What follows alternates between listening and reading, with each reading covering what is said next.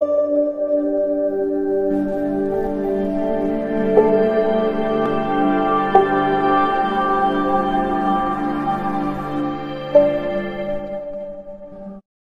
Guys, welcome to my YouTube channel made maths. आज जो हम बात करें भाई, हमारे पास हिस्ट्री का चैप्टर दूसरा है। तो मतलब जो इतिहास है चैप्टर दूसरा पढ़ रहे हैं आज हम। इससे पहले जो हमने चैप्टर फर्स्ट पढ़ा था, पहले तो मैं वो हल्का बहुत आना चाहिए। जिसको नहीं आता कोई बात नहीं भाई, सीधा इसी चैप्टर को अगर कोई सीख रहा है तो आराम सीख सकता है। अब देखो, जो इस चैप्टर फर्स्ट के अंदर जो भाई जो पहली बात हमें सीखनी है, पहले देखो चैप्टर का नाम है यूरोप में समाजवाद एवं रूसी क्रांति। तो पहले देखो भाई, यूरोप मेरे पास का, यूरोप एक देश का नाम है, ठीक है। और दूसरी बात का समाजवाद। समाजवाद क्या होता है? समाजवाद एक देश पे राज करने का तरीका होता है। और उस तरीके में ये देखा जाता है कि हम सिर्फ समाज का भला करेंगे, ठीक है। और जो भी काम होता है, ठीक है, वो सारा सारा क्या है कि जो सरकार है, सरकार के एक तरीके से अगर बोला जाए, सरकार के नियंत्रण में होता है। मतलब कोई सा भी काम हो रहा होगा ना, वो सब कुछ सारा सारा काम सरकार के नियंत्रण में होता है। मैं तुम्हें इसका उदाहरण दे सकता हूँ भाई। जैसे मान लो कि मैं तुम्हें पहला, जो हमारे पास पहला होता है, पहले हम बोलते हैं पूंजीवाद, ठीक है। जो पूंजीवाद जो मेरे पास है, पूंजीवाद जो एक राज करने का तरीका है, ठीक है।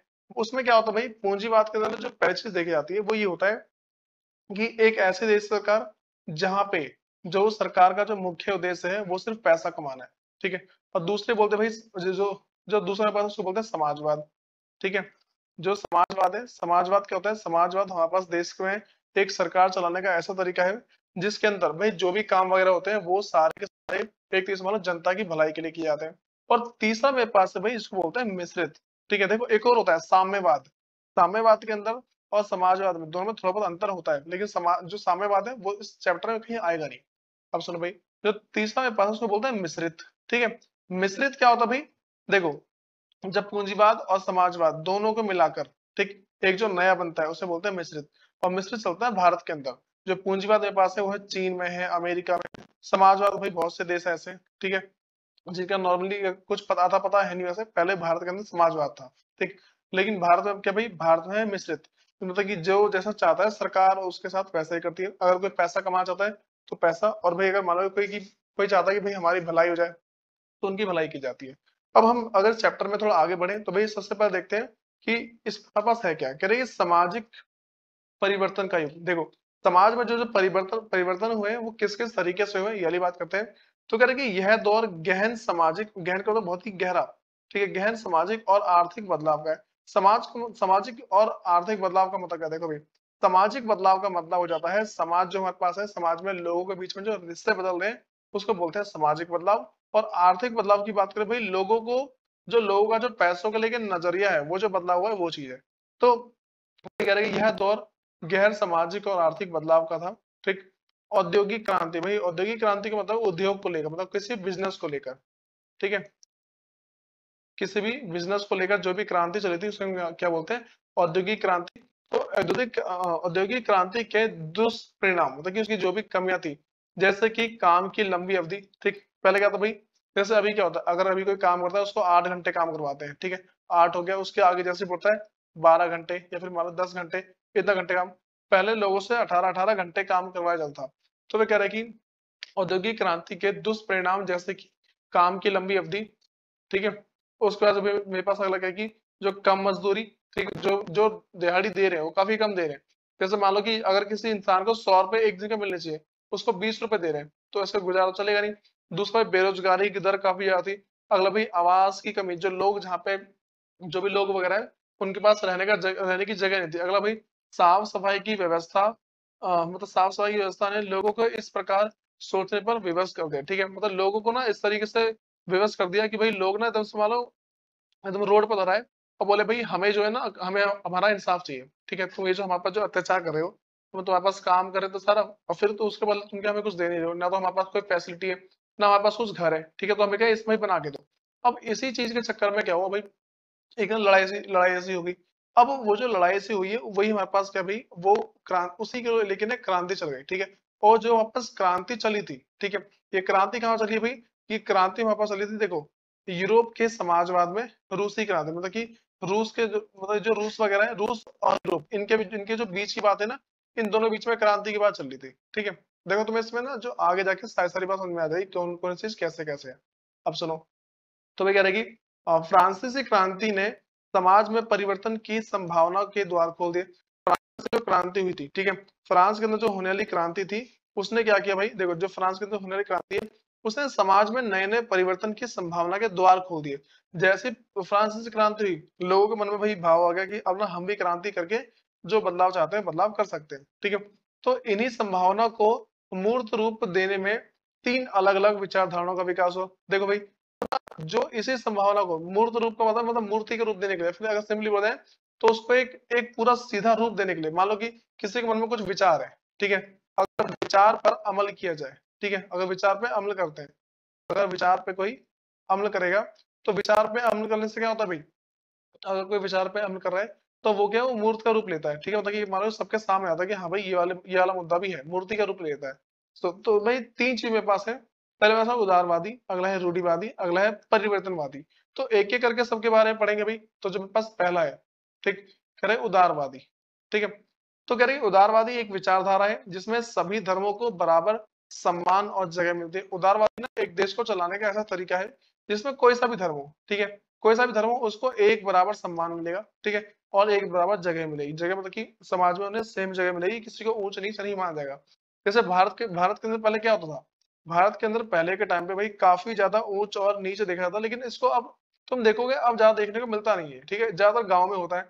तुम देखो भाई गाँव में ऊंची ऊंची जाति के लोग, नीची जाति के लोग देखे जाते हैं, लेकिन शहर में अब ज्यादा ऐसा कुछ होता नहीं है, ठीक है। फिर तरह की वे व्यक्ति मात्र के अधिकार की रक्षा के पक्ष धरते हैं। देखो भाई, यहाँ पे जो बता रखा है कि जो भी लोग थे, ठीक है, मतलब जो भी हमारे पास जिन जिन लोगों ने आंदोलन चलाया, वे सारे लोग कौन थे भाई, वो अधिकारों की रक्षा के पक्षधर थे। मतलब कि ना जो उनके अधिकार है, ठीक है, जो उनके पास मतलब जीवित रहने का अधिकार, मतलब कि मान लो, और जो जो उनकी दिहाड़ी है, ठीक है, वो मिलने का अधिकार, ये सारे के सारे अधिकार इसी के अंदर लीन थे। तो अगर ना इसके अंदर देखा जाए तो कौन कौन सी बातें, तो उदारवादी की मुख्य विचार, जो उदारवादी होते हैं उसके सबसे मेन पॉइंट क्या क्या भाई, तो पहले पास है अनियंत्रण सत्ता के विरोधी। भाई ये ऐसे सरकार के सत्ता का विरोधी का मतलब सरकार के विरोधी, इस सरकार का विरोध करते हैं और ये इसके नियंत्रण में नहीं होती है, अनियंत्रित सत्ता के विरोधी है, ठीक है।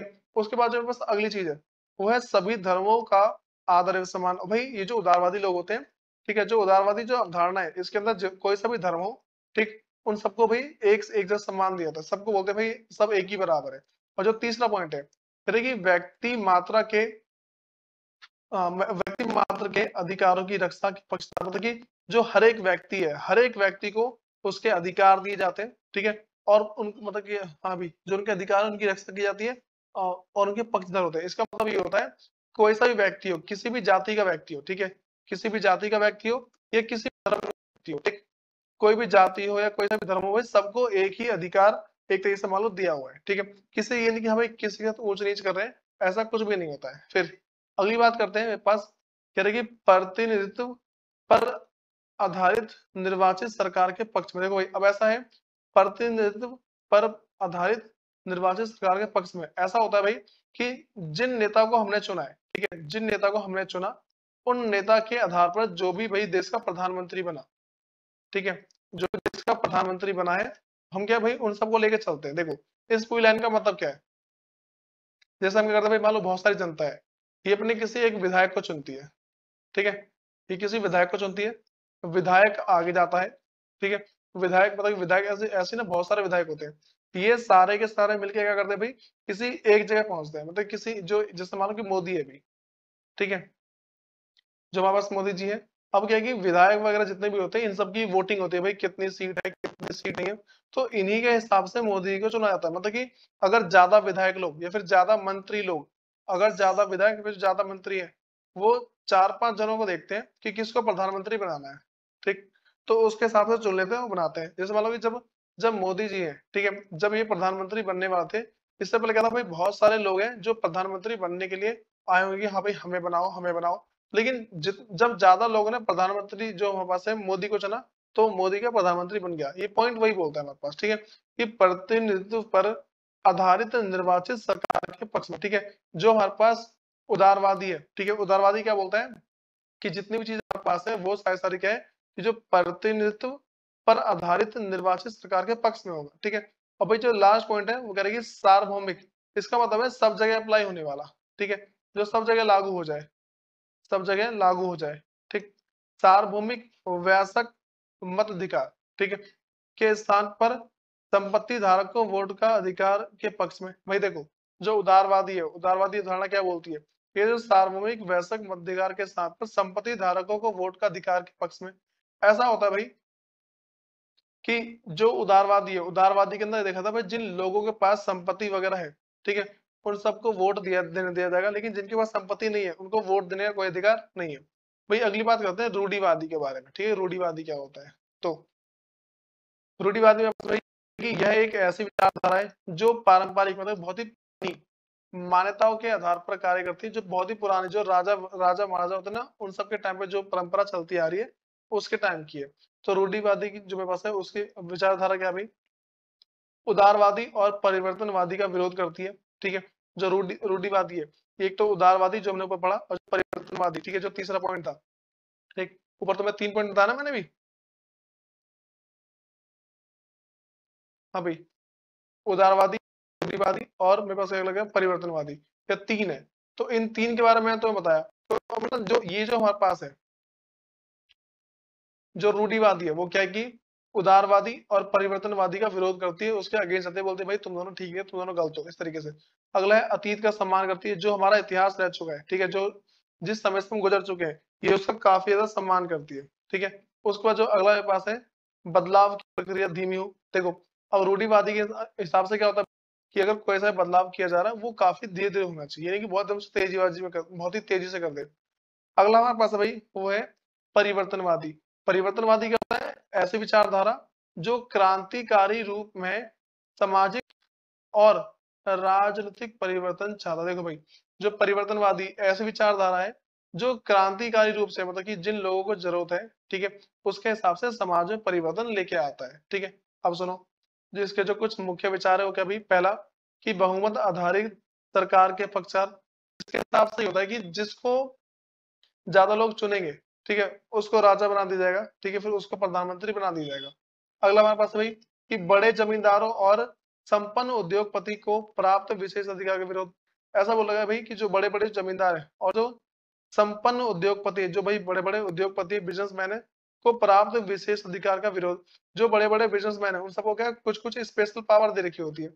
जो परिवर्तनवादी क्या करता है, जो बड़े बड़े लोग हैं, जो बहुत ही भाई रिच रिच लोग हैं, इनके इनके पास ना जो भी जो विशेष अधिकार है, ठीक है, इनके पास जो स्पेशल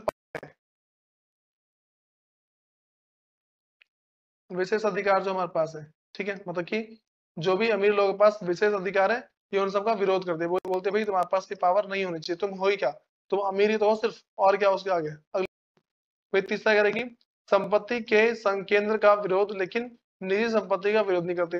भाई ऐसा बोला है, अगर किसी एक इंसान के पास ही बहुत सारी संपत्ति है तो इसका विरोध करते हैं, लेकिन अगर भाई कुछ लोग हैं, मान लो कुछ लोग हैं, उनके पास सिर्फ अपने रहने के लिए जगह है, थोड़ा बहुत जो भी जगह होनी चाहिए वो है, ठीक, तो इनका इनका विरोध नहीं करेगी, इनको बोले हाँ चलो तुम ठीक हो।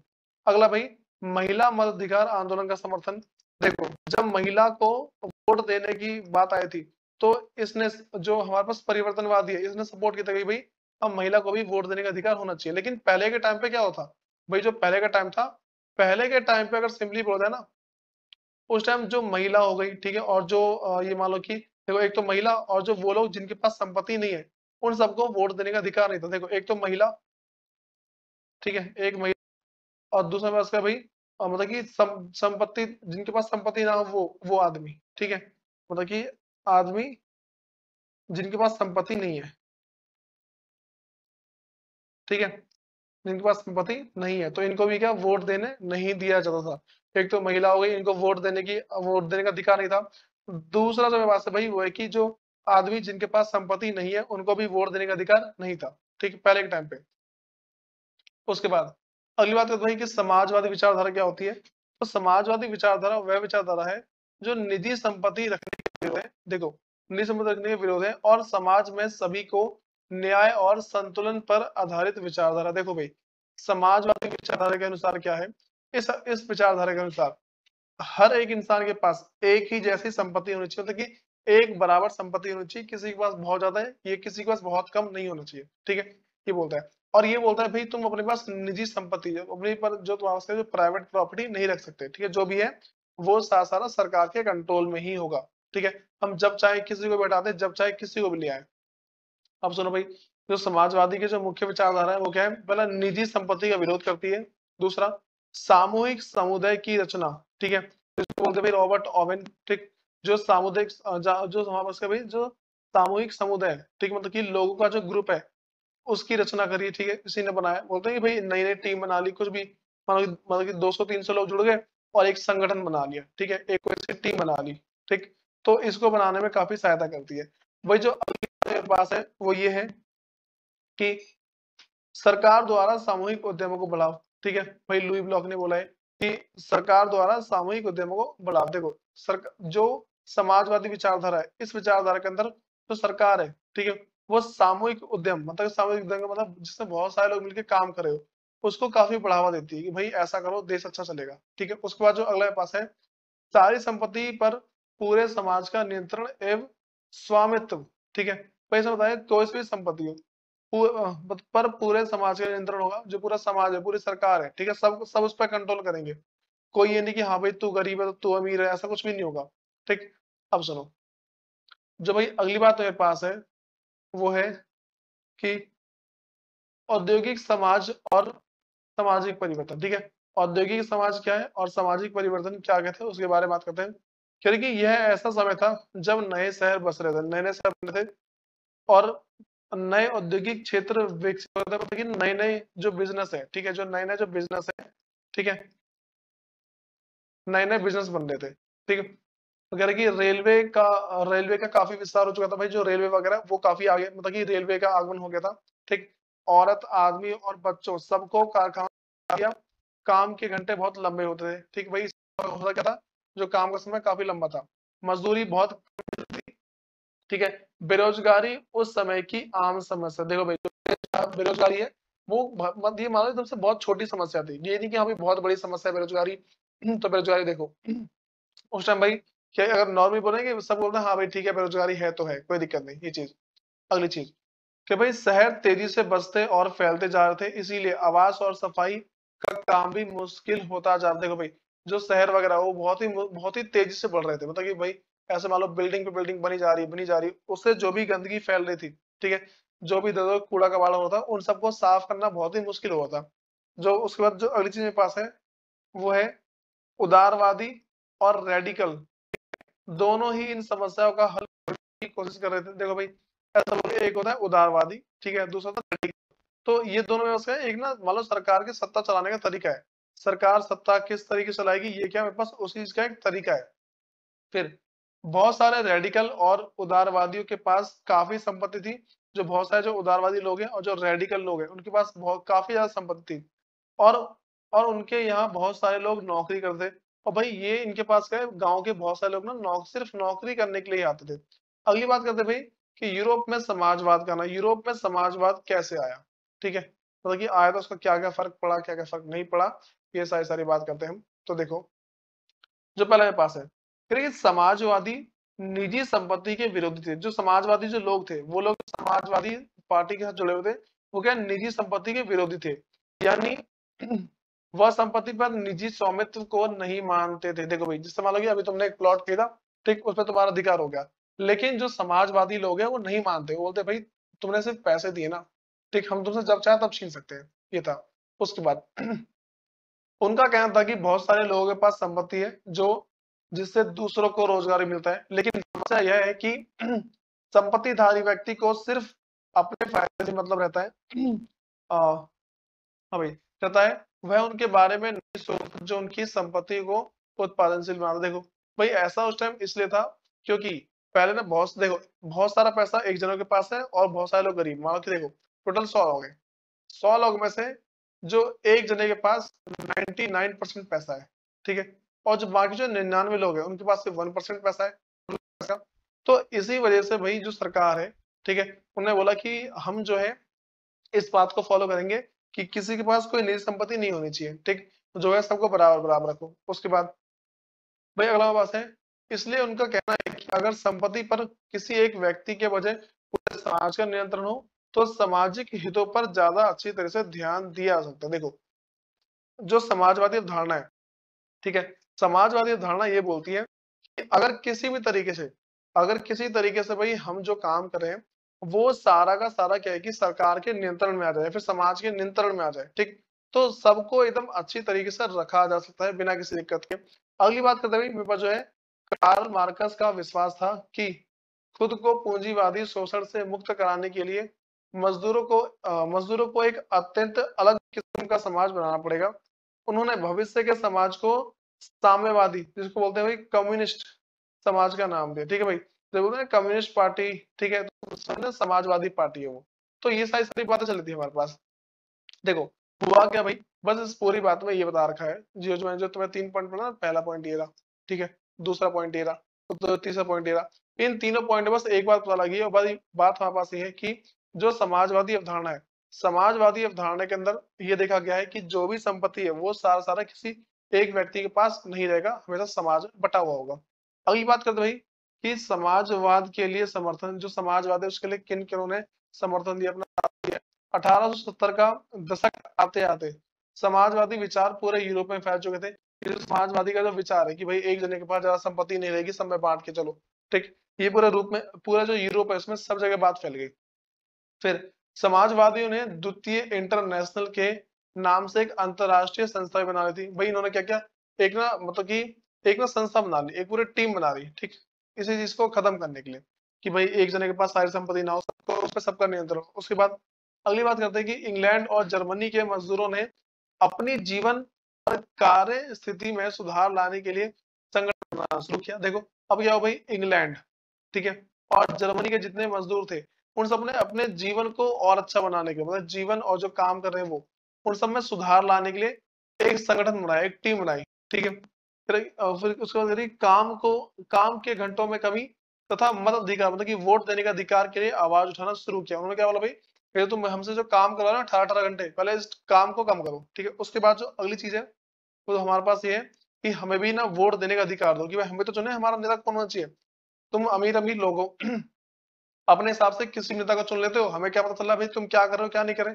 उसके बाद वैसे अगली बात बोली कि 1905 तक ब्रिटेन के समाजवादियों और ट्रेड यूनियन आंदोलनकारियों 1900 1905 तक ब्रिटेन के जितने भी समाजवादी लोग थे और ट्रेड यूनियन, भाई एक पार्टी का नाम था, एक छोटी सी टीम थी लोगों की, उसका नाम था ट्रेड यूनियन आंदोलनकारियों ने लेबर पार्टी के नाम से अपनी एक अलग पार्टी बना ली थी, ठीक है।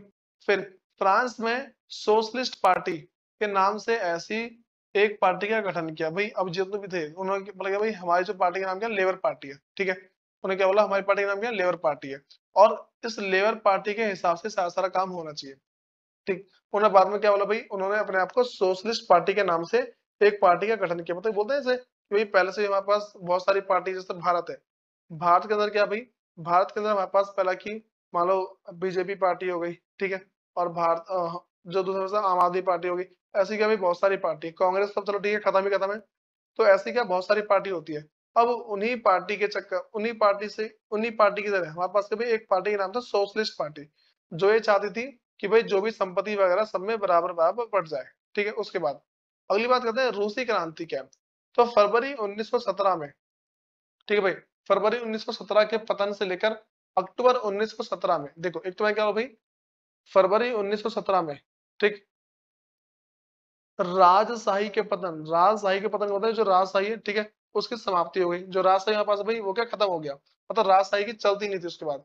फिर ये वाली बात बोल रखी है, एक तो मेरे पास है फरवरी 1917 में राजशाही के पतन से लेकर अक्टूबर 1917 में रूस के आधार पर समाजवादियों के कब्जे तक की घटनाओं को रूसी क्रांति कहा जाता है। देखो सिंपल सी बात है भाई, रूसी क्रांति क्या है, फरवरी 1917 में राजशाही का पतन, राजशाही खत्म हो गया, राजा वगैरह खत्म हो गए, से लेकर अक्टूबर 1917 में रूस की सत्ता में समाजवादियों के कब्जा।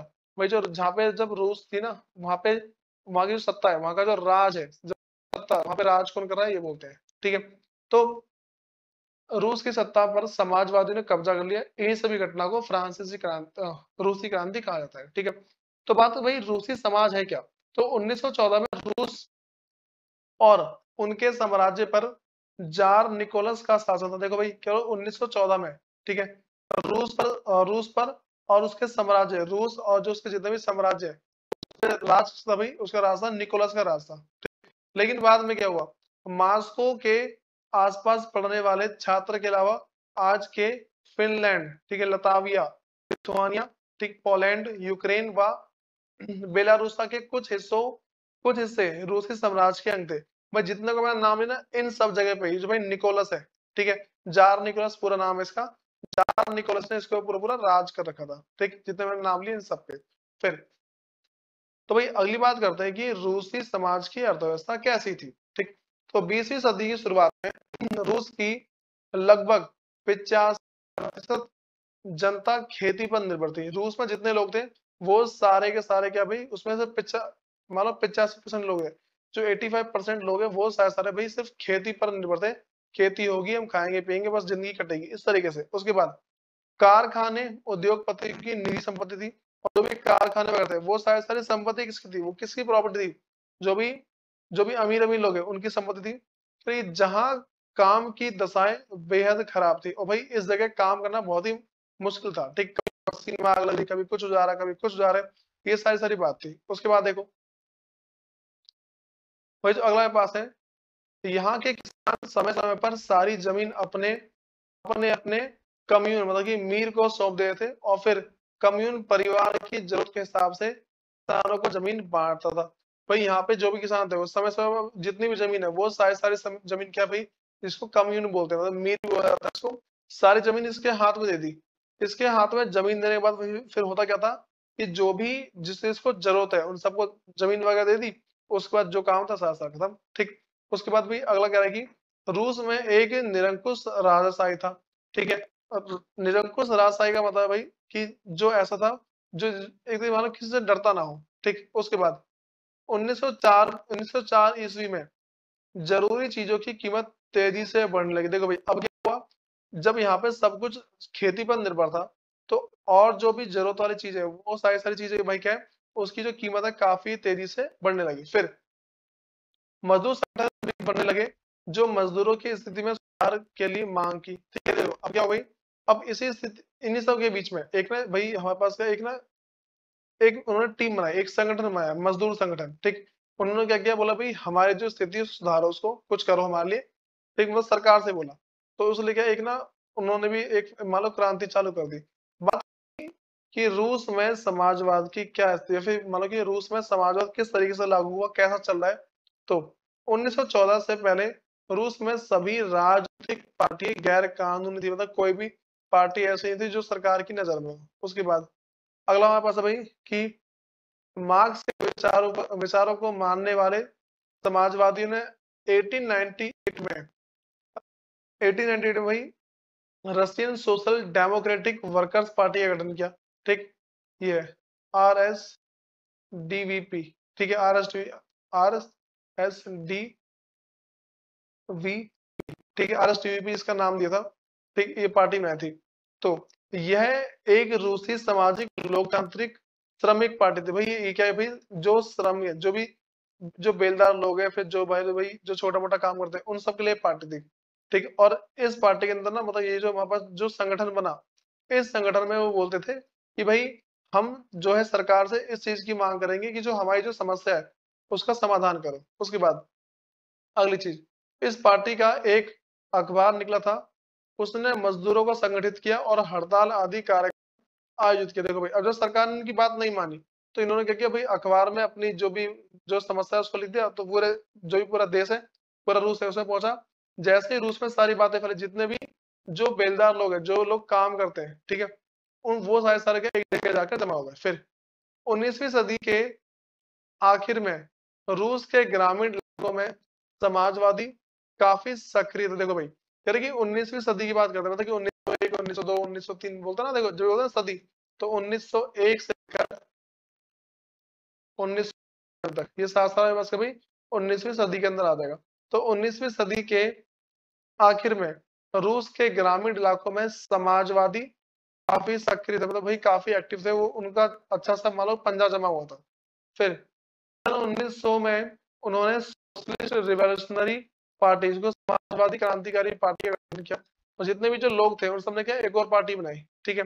इसका नाम तो क्या मैंने बताया भाई, समाजवादी क्रांतिकारी पार्टी थी। फिर इस पार्टी ने किसानों के अधिकारों के लिए संघर्ष किया। भाई ये जो पार्टी थी, ठीक, इसने क्या किया, जो किसान को जो भी समस्या थी उन सबका समाधान किया और मांग की समानतों के कब्जे वाले जमीन फॉरेन किसानों को सौंप दी। अब देखो भाई, और जो भी जमीन वगैरह किसान के पास नहीं थी, किसान की जमीन किसी और के पास थी, वो सारी की सारी जमीन उन्होंने क्या किया भाई, जितनी भी जमीन थी ना वो सारी सारी किसानों को बांट दी। ठीक, ये जो पार्टी थी, इस पार्टी ने क्या किया, किसान की जो जमीन थी वो क्या है कि भाई जो बड़े बड़े रईस लोग थे उनके पास रहती थी हमेशा। तो इस पार्टी ने क्या किया, उन बड़े रईस लोगों से जमीन छीन के इन लोगों में बांट दी कि भाई ये तुम्हारी जमीन, आराम से करो। भाई अगला टॉपिक जो मेरे पास है, एग्जाम में मोस्टली आने के चांस होते हैं, इसको बोलते हैं खूनी रविवार, किसको बोलते हैं भाई, ठीक है, ये थोड़ा इंपॉर्टेंट है। करेगी इसी दौरान पादरी गोपान के नेतृत्व के मतलब लीडरशिप में मजदूरों के जुलूस पर हमें जुलूस पर जार के महल के सैनिकों ने हमला बोल दिया। ठीक है भाई, जो जार था वहां के जो भी सैनिक थे उन सबने क्या वहां पे हमला बोला, और इसी हमले के चक्कर में भाई क्या है कि काफी ज्यादा समस्या हुई थी। इस घटना में 100 से ज्यादा मजदूर मारे गए और लगभग 300 घायल हो गए। ठीक भाई, जो वापस गई जो जार निकोलस है, मैंने क्या बोला देखो, कह रही इसी दौरान जो पादरी गोपान के नेतृत्व में, भाई पादरी गोपान मतलब कि जो होता है ना चर्च के जो होते हैं पंडित वगैरह, ठीक है, उन्हीं को बोलते हैं पादरी। पादरी गोपान के नेतृत्व में मजदूरों के जुलूस पर जार निकोलस, ठीक है भाई, सिर्फ शॉर्ट में बोला मैंने, तो बोला उसका भाई जार निकोलस के महल के सैनिकों ने हमला बोल दिया। इस घटना में 100 लोग मर गए, 300 लोग घायल हुए। इतिहास में इस घटना को खूनी रविवार के नाम से याद किया जाता है। ठीक भाई, अगली बात करते हैं 1905 में, 1905 की क्रांतिकारी। 1905 में क्या क्रांतिकारी हुई थी, 1905 की क्रांतिकारी की जो शुरुआत है, ठीक, इसी घटना से हुई। मतलब जो मैंने घटना बताई ना ऊपर भी, कोई चीज सारे देश में 31 मार्च को भाई उड़ताल नहीं हड़ताल है, ठीक है, ये हड़ताल होने लगी। फिर विश्वविद्यालय बंद किए, कॉलेज वगैरह थे वो सारे सारे बंद कर दिए। फिर वकीलों, डॉक्टरों, इंजीनियरों और अन्य मध्यवर्गीय कामगारों, भाई मध्यवर्गीय कामगार का मतलब क्या है, वो सारे के सारे लोग जो मिडिल क्लास के, ठीक है, और जो काम करते हैं नॉर्मली कहने गए, मैं संविधान सभा के गठन की मांग करते हुए यूनियन ऑफ यूनियन की स्थापना कर ली। भाई इन्होंने क्या किया देखो, वकील ने, डॉक्टर ने, इंजीनियर ने और अन्य मध्यवर्गीय कारीगरों में संविधान सभा के गठन की मांग करते हुए यूनियन की स्थापना की। भाई इन्होंने एक टीम बनाई, ठीक है, वो क्योंकि सरकार तो कर नहीं थी, इन्होंने खुद ही टीम बना ली।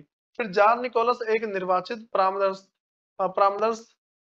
अभी परामर्शदाता संसद, जिसको बोलते हैं डायूम, के गठन पर सहमत हुए। ये जो टीम बनानी थी, ठीक है, उसने जो बनाया ना कि यूनियन की जो स्थापना करी, ये जो टीम बनाई थी, इस टीम को अगर सिंपली बोला जाए ना, तो जार निकोलस के एक तरीके से मान लो उसी के आड़े में जाके हुई थी कि हाँ भाई ये इससे करतूत कर रहा है, ठीक है, तो हम करते हैं। तो वही करेगी, जार एक निर्वाचित परामर्शदाता संसद के गठन पर सहमत हो। भाई जो जार निकोलस था उन्होंने बोला चलो भाई तुम्हें अपनी टीम बनानी है, अपनी टीम बना लो, लेकिन भाई ये जो पागलपंती करोगे, लड़ने वाली झगड़ने वाली, ये मत करो कम से कम। फिर मात्र 75 दिनों के भीतर पहली ड्यूम, ठीक है, 3 महीने के भीतर दूसरी ड्यूम, और उससे बर्दाश्त कर लिया। ठीक है भाई, उसने क्या बर्दाश्त कर लिया। अब ये जो जार निकोलस था उसने भाई हर बार क्या है कि जो जनता की जो बातें, जो जनता जो गलत गलत काम करती है उसको बार बार वो एक्सेप्ट करा था। फिर क्या तीसरी ड्यूमा में उसने रूढ़िवादी राजनेताओं को भर दिया ताकि ताकि उनकी शक्ति पर निरंकुश लगे, उनकी शक्ति है उस पर क्या है, रोक ना लगे। फिर अगली बात करते हैं भाई कि पहला विश्व युद्ध और रूसी साम्राज्य। देखो भाई, जो है पहला युद्ध वो 1914 से लेकर 1918 तक चला। ये तुम्हारा एमसीक्यू बनते हैं, जो पहला विश्व युद्ध वो क्या है, वो 1914 से लेकर 1918 तक चला।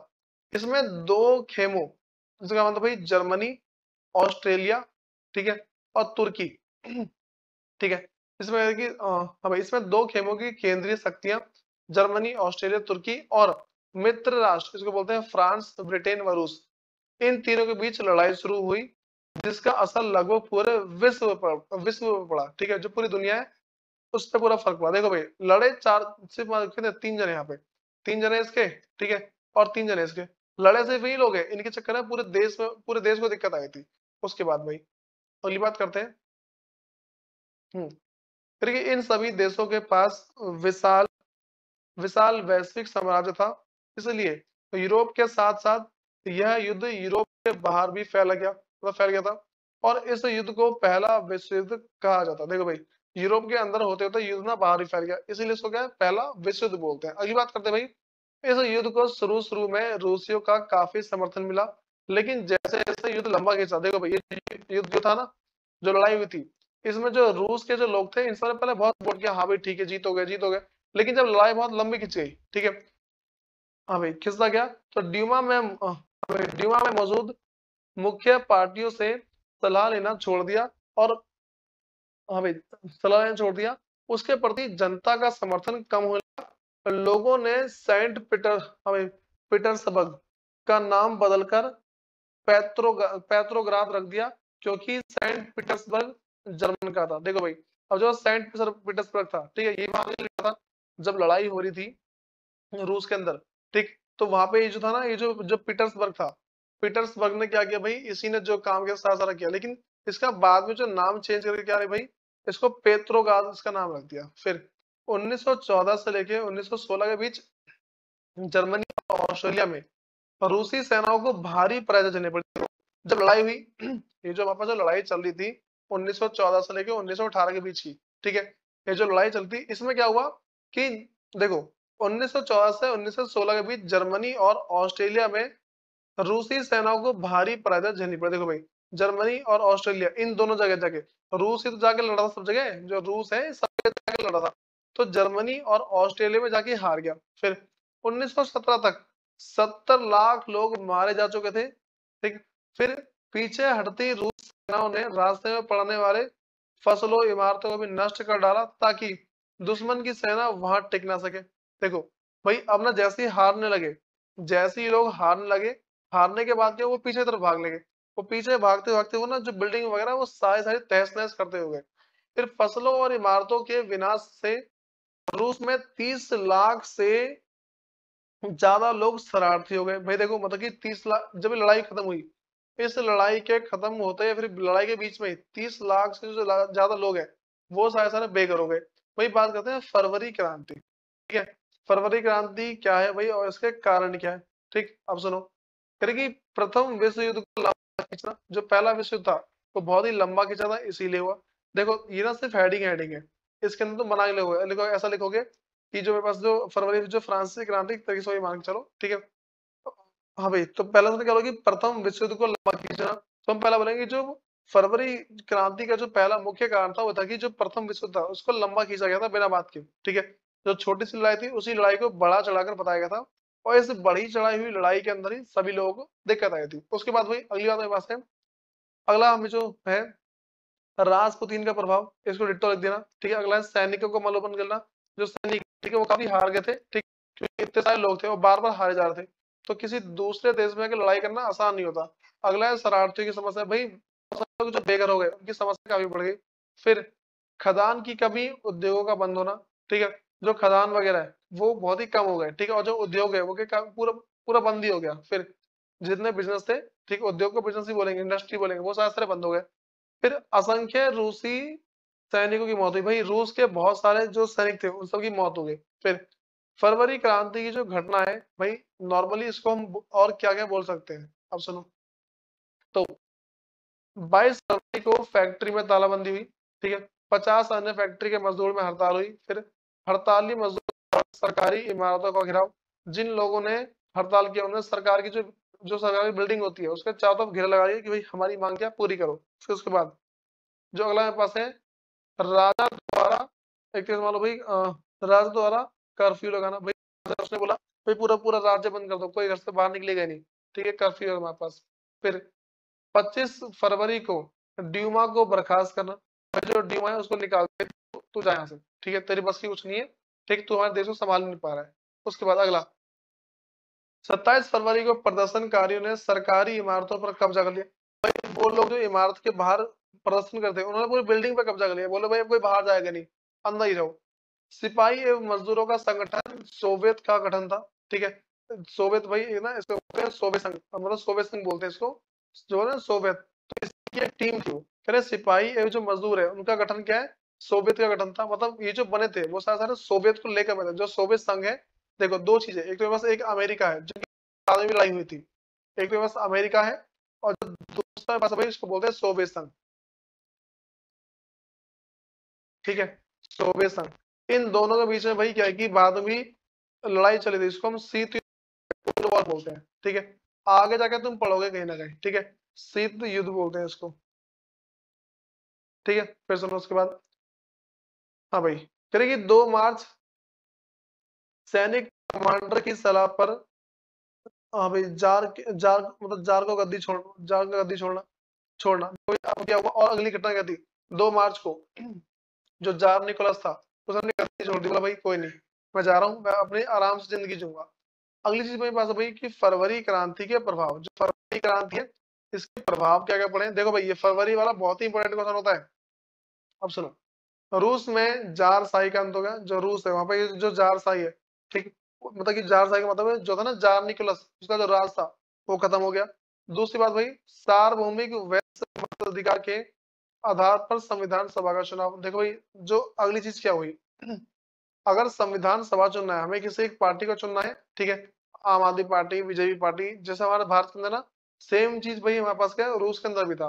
तो वहां भी क्या हुआ, सार्वभौमिक वैश्विक मताधिकार के आधार पर संविधान सभा का चुनाव। संविधान सभा का जो भी चुनाव किया जाएगा वो सारा सारा क्या होगा भाई, एक तरीके से मान लो जिस जिस पार्टी को सबसे ज्यादा वोट मिलेंगे वही बनेगा वहां का नेता। अगली बात है भाई, करीब अंतरिम सरकार में सोवियत और ड्यूमा के नेता की मतलब की शिरकत।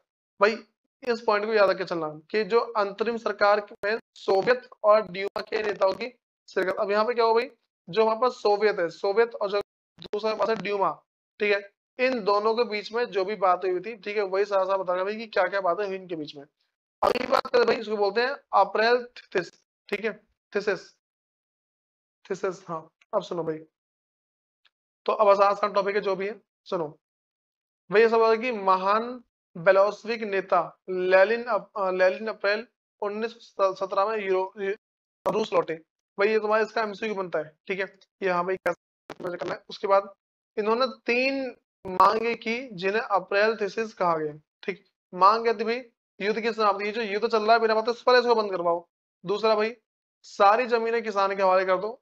जो तीसरा है, बैंकों का राष्ट्रीयकरण कर दो, मतलब कि जो बैंक है वो हर एक खिलाफ, ठीक है। अगली बात मेरे पास है कि अक्टूबर क्रांति क्या है। देखो उसके आगे भाई जितना मैं महीनों के नाम दे रहा हूँ इन सबके बारे में आता है, पता लगा तुम एग्जाम में गए हो बैठे पड़े हो। अगली बात भाई, फरवरी 1917 में राजशाही के पतन और 1917 के ही अक्टूबर अक्टूबर के मिश्रित घटनाओं को अक्टूबर क्रांति कहा जाता है। देखो सिंपल सी बात ये कह रहा है कि फरवरी 1917 में जो राजशाही का जब खत्म हो गया, जब भी बोल दो पतन, इसका मतलब है समाप्त हो गया, एंड हो गया, ठीक है, खत्म हो गया वो। तो भाई पतन और 1917 के ही अक्टूबर के मिश्रित घटनाओं को अक्टूबर क्रांति कहा जाता है। उसके बाद भाई जो अगली बात करते हैं, 24 अक्टूबर 1917 को का विद्रोह शुरू हो गया और शाम ढलते ढलते पूरे पेट्रोग्राद शहर, अभी पेट्रोग्राद शहर बेलोस्विको के नियंत्रण, मतलब जो बेलोस्विको लोग थे, ठीक है, जो यहाँ के जो लोग थे उन सब कंट्रोल में आ गया। इस तरह अक्टूबर क्रांति पूर्ण हुई भाई। जो अक्टूबर क्रांति उसका सारा सारा यही था। उसके बाद अगली बात करते हैं भाई कि अक्टूबर क्रांति के बाद क्या बदला।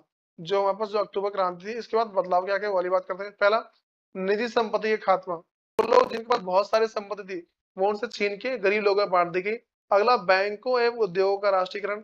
जो भी बैंक थे और जितने भी उद्योग थे उन सबको भाई राष्ट्रीयकरण कर दिया, मतलब कि हर जगह फैला दी। ये नहीं कि हाँ जो अमीर अमीर लोग हैं सिर्फ वही काम करेंगे, जितने भी लोग हैं भाई सबको बोला भाई तुम पूरी पूरी सर्विस लो, इसकी कोई दिक्कत नहीं है। अगला मेरे पास है जमीनों को सामाजिक संपत्ति घोषित करना। जितनी भी जमीन थी, ठीक है, उन सबको बोल दिया भाई ये किसी की निजी संपत्ति नहीं है, ठीक है, ये क्या सामाजिक है, सरकार की संपत्ति है, कोई इसमें अपना पर्सनल अधिकार नहीं जमाएगा। उसके बाद अगला, अभिजात वर्ग की पुरानी पदवियों पर रोक। देखो जो अभिजात लोग थे, ठीक है, इनकी पुरानी पद्धति थी कि भाई जो तुम नीची जाति के लोग हो तो हमसे दूर रहो, ये हो, ये सारी सारी पद्धति को भी हटा दिया गया। अगला मेरे पास है रूस एक दलीय व्यवस्था वाला देश बन गया। भाई देखो जो रूस था वो एक ऐसा देश, जब ना लड़ाई वगैरह खत्म हो गई वो एक दल वाला देश बन गया। एक दल वाला देश बनने का मतलब क्या है, वहां पे सिर्फ एक ही पार्टी है, या तो बीजेपी पार्टी है फिर कांग्रेस पार्टी है। तो जैसे हमारे भारत में ना पहले स्टार्टिंग में था सिर्फ कांग्रेस पार्टी की चलती थी, ठीक, जितने भी राज्य थे उन सभी के सभी राज्यों में,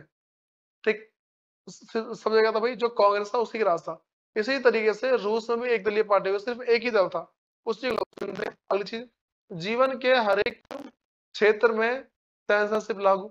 भाई अब क्या हुआ कि जो यूरोप के अंदर हर जगह क्या सेंसरशिप लागू हो गया, ठीक है। सेंसरशिप के बारे में तुम आसानी से यूट्यूब पे पढ़ या फिर गूगल देख सकते हो भाई कि सेंसरशिप क्या होती है। उसके बाद सुनो अगली चीज, जो भाई अगला मेरे पास है वो है गृह युद्ध का आरंभ कब हुआ, ठीक है, चालू कब हुआ। और इसी के जो अंदर मेरे पास है वो है गृह युद्ध क्या होता है।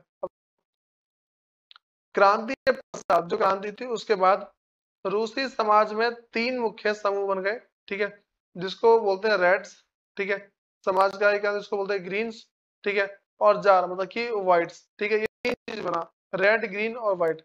इसके मध्य गृह युद्ध शुरू हो गया, शुरू हो गया। फिर उसके बाद कह रहे ग्रीन्स और व्हाइट्स को फ्रांस, अमेरिका और ब्रिटेन से भी समर्थन मिलने लगे, क्योंकि ये समाजवादी से संशंकित थे, ठीक है। इस भाई ये देखो, जो ये जो लड़ाई कर रहे थे इनको क्या हुआ, बाद में इन सबको ना जो भी चीजें मतलब कि और भी देशों से सपोर्ट मिलने लगा, हाँ भाई तुम चलो हम देख लेंगे जो भी होगा आगे।